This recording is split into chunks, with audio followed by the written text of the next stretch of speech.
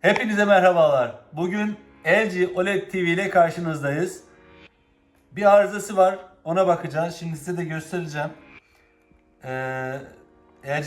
OLED'lerde daha önceden yanma sorunu oluyordu. Burn sorunu oluyordu. Şimdi farklı arızalar çıkmaya başladı. Hemen bir piksel testini alıp size göstereceğim.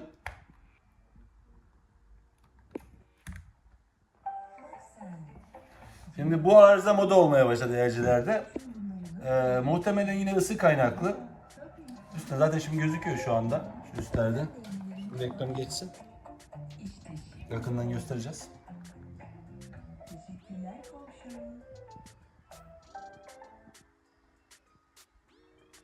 Şimdi burada durduralım. Bakın. Ekranda hiç logo yanığı yok.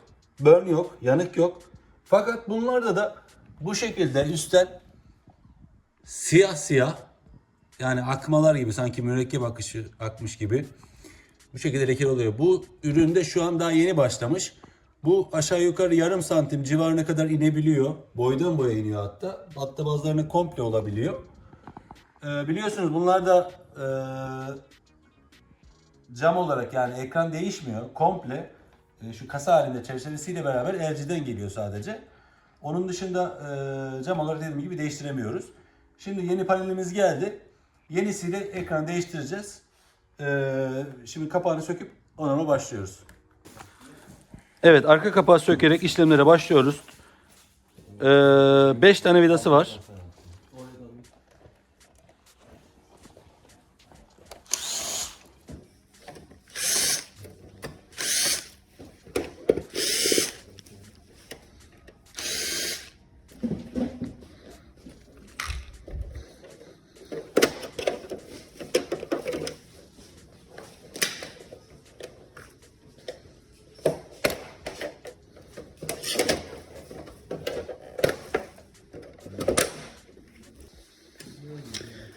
Şimdi hoparlörleri, anakartı, her şeyi sökeceğiz. Sadece Tikon ekran kartı üstünde kalacak. Hatta şu demirleri de söküyoruz, şunları. Çünkü yeni panelin üstünde onlar gelmiyor.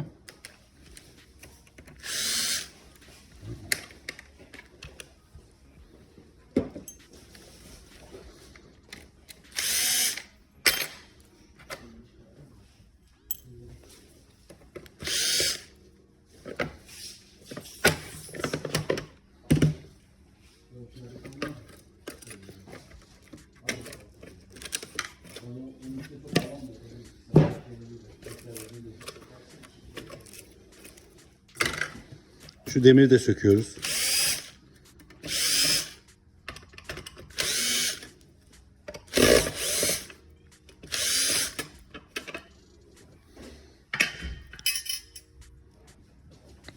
Şunları, duvar askı demirleri.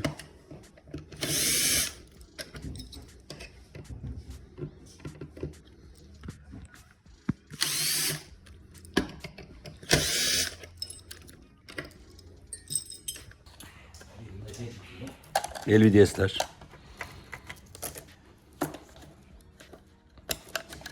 Tikon bağlantıları. Powerboard'u dikkatli şekilde almamız lazım. Çünkü şu kondansatörler dolu. Dokunursak fena bir şekilde çarpıyor.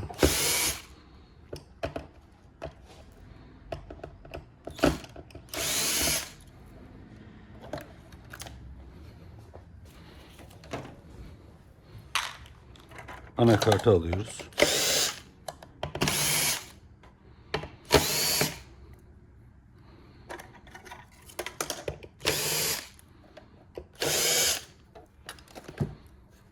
Wi-Fi modülü, alıcı göz.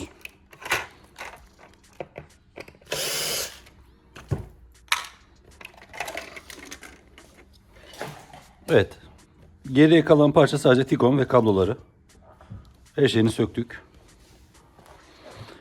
Şimdi panelimiz burada. LG'den geldi.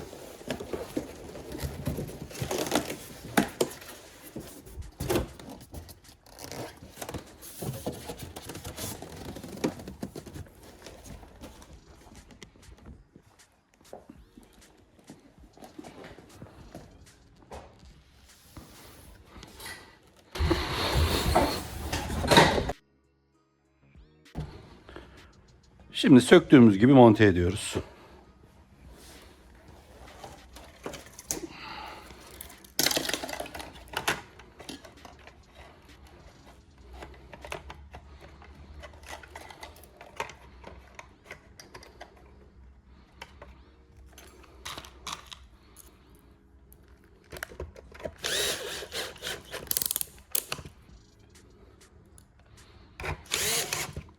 Şimdi OLED TV'lerde genellikle panel arızası oluyor. Bir de güç kartı bozuluyor. Bazen. İşte yani en iyi teknoloji şu anda. En iyi görüntüye sahip televizyon OLED. En iyi siyahı veren OLED. Fakat arıza olabiliyor tabii. Pahalı olmasına rağmen. Şimdi büyük bir kısmı da özellikle bu yanmalar yüksek parlaklıkta kullanılmasından dolayı oluyor. Çünkü çok fazla ısınıyor. Isındığı zaman da yanık oluşuyor, burn.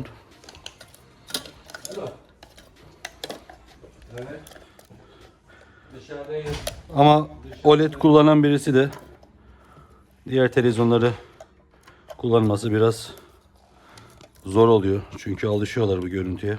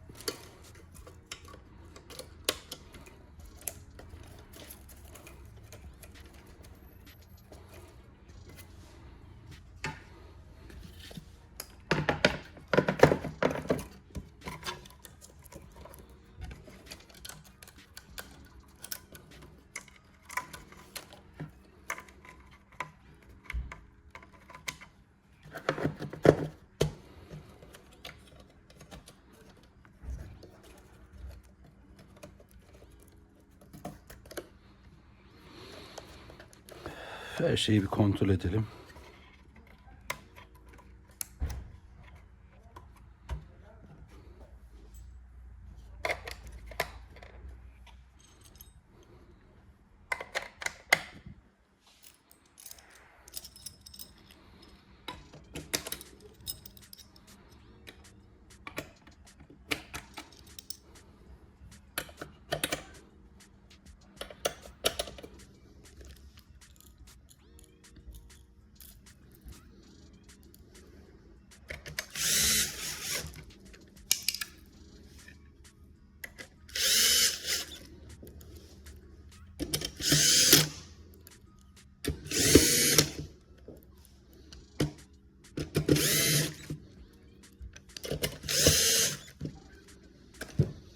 Şimdi montajımız bitti.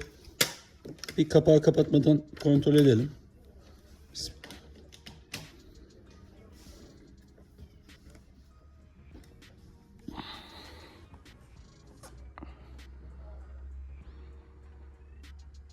Evet, görüntü geldi. Güzel. Şimdi kapağı kapatıp tekrar bir kontrol ederiz.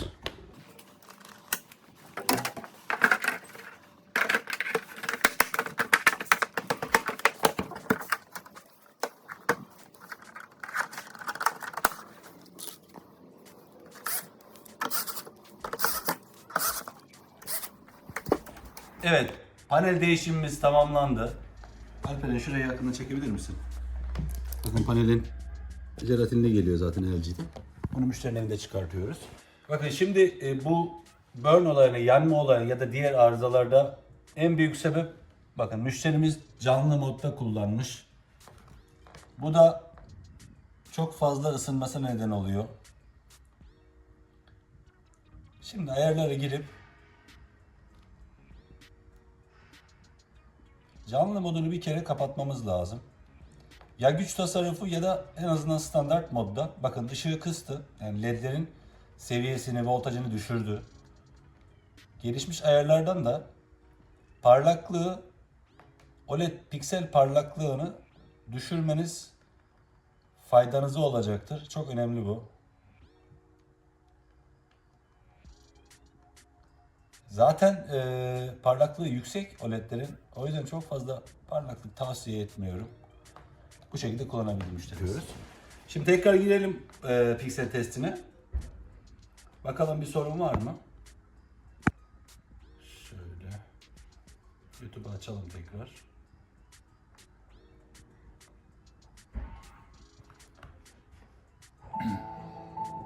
Zaten şimdiden gözüküyor. Bir şey kalmadı.